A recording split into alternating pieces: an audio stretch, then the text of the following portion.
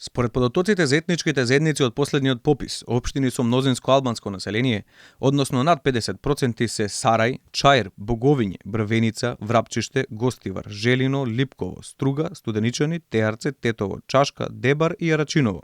Додека пак учествуваат со значаен дел од популацијата, односно над 20%, во општините Бутел, Газибаба, Шутово-Ризари, Долнени, Јегуновце, Кичево, Крушево, Куманово и Сопиште.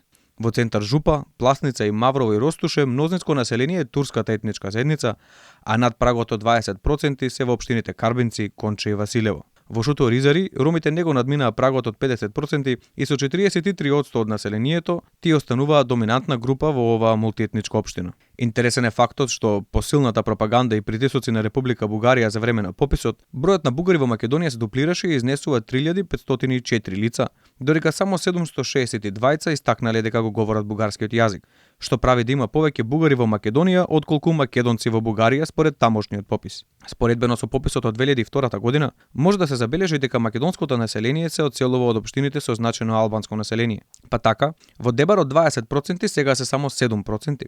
Во центар Жупа се преполовени од 12,5% во 6,5%. Кичево забележува пат од 13%, односно од 53 на 40%, каде се покажа дека дури и со територијалната реорганизација, македонскиот народ не е мнозински само за 1%. Додека пак демографската слика е целосно променета во општините Струга и Чашка, каде што македонците веќе не се најголемата етничка група. Но има и исклучоци. Во општина Брвеница, македонците од 38% станаа 41%, во Гостивар, каде македонците беа 19,5%, сега се 21%.